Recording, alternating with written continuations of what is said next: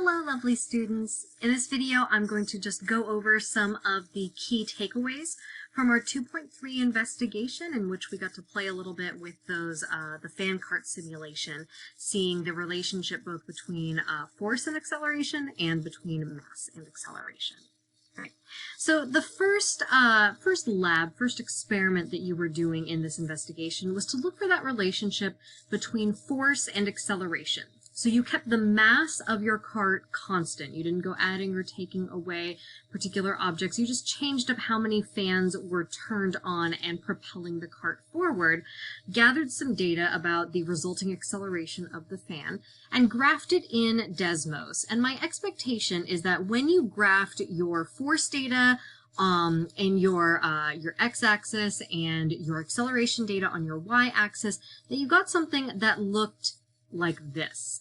And this should look like a very familiar pattern to you. In fact, it's the very first pattern we talked about this year. This is a linear relationship between force and acceleration, which suggests then that whatever factor your force changes by, your acceleration changes by the same factor. So if you were to double the amount of force acting on an object, you would expect the acceleration to also double. Or if you were to triple the force, you're going to triple the acceleration.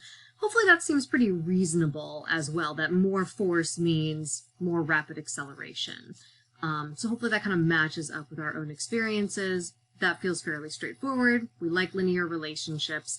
Let's move on to the second part of the lab. So for this one, you looked at the relationship between mass and acceleration. So for this one, you kept the force constant, which meant that you kept like a certain number of fans on for all the rounds of data collection. And that might have been only one fan that you left on for all your rounds, or 3 fans. Either way, you had a particular amount of force acting on your cart, and what you varied up was the mass of the cart. You added on mass blocks, or you took mass blocks away to try to see how that force affected the cart differently, caused a different acceleration depending on the mass of the cart.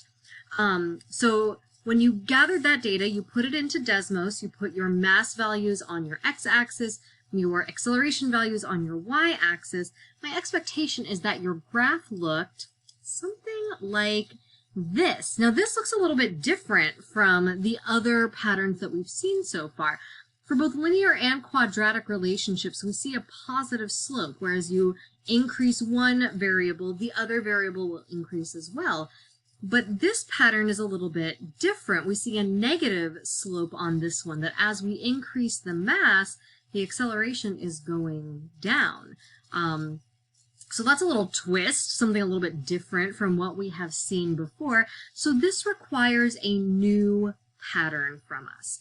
And so if you tried out some of those different possibilities in Desmos, the pattern that should best describe your data, assuming you didn't add in a plus b term, because we didn't really have any particular reason to include that, and so we usually just leave them out unless there's a good reason to throw it in there. So the pattern that should have best matched your data, ideally, should be an inverse relationship, which generally takes the form of whatever our dependent variable is, whatever's on our y-axis, is equal to some constant divided by our independent variable, the thing that we're directly varying and that we're putting on our x-axis. Okay, so this is our third big pattern in the universe, this inverse relationship between two variables. And so this is sort of our general description of inverse relationships. So you can update your patterns reference sheet with this for later perusal, because we will see some other inverse relationships during this year.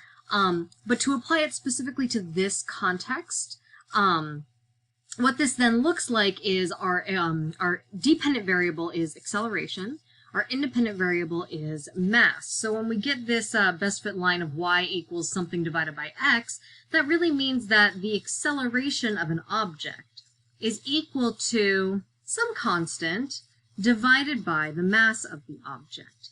And hopefully this seems reasonable to us, that as we increase the mass of the object, if we're not also increasing the force acting on the object, then the acceleration is going to go down. If you push two different objects with equal amounts of force, you're going to have a bigger impact, a bigger acceleration on the less massive object. Okay.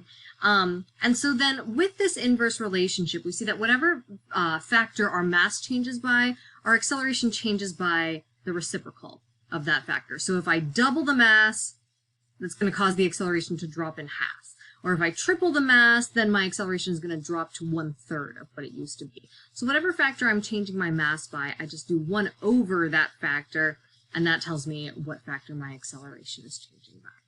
Last key idea that I want to address in this investigation is this constant that shows up in the numerator of that fraction there.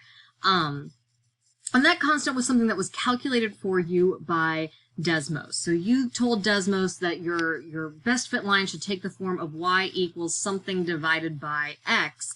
And then Desmos told you what that something was, what the numerator of that fraction was. So my last question is, like, what was special about that number that Desmos gave you? And so I asked you to look back through your data and see if there was anything noteworthy about that particular value. And I'm going to tell you right now that my expectation is that your value was either 0.8 or 1.6 or 2.4, depending on how many fans you had turned on during your data collection.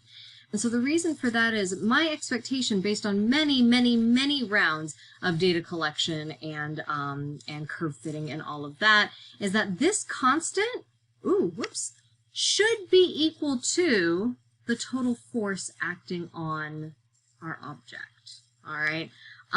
So then what we should see is that this constant that you got from Desmos is equal to the force of all the fans that were turned on. So if you only had 1 fan turned on, my expectation is that this constant was 0.8. If you had 2 fans turned on, then it should be 1.6. And if you had 3 fans turned on, the expectation is that that constant from Desmos is 2.4. That whatever that constant is equal to the overall unbalanced net force trying to propel your object forward. And so with that consistent pattern in mind, then, this best fit equation transforms into this formula that acceleration is equal to net force divided by mass. Or, if I multiply both sides of the equation by mass, that gives me the formula force is equal to mass times acceleration. It turns out that this equation is so important, it gets its very own special name. It is Newton's second law of motion. And yeah, like Isaac Newton gets credit for this, but I mean, whatever, we didn't need him. You were able to figure this out for yourself based on your own data. So, you know, I mean, good for him, but good for you as well. All right.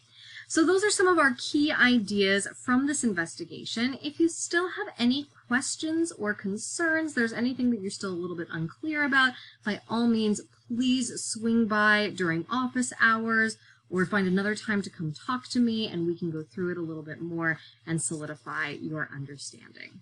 All right. Thank you so much.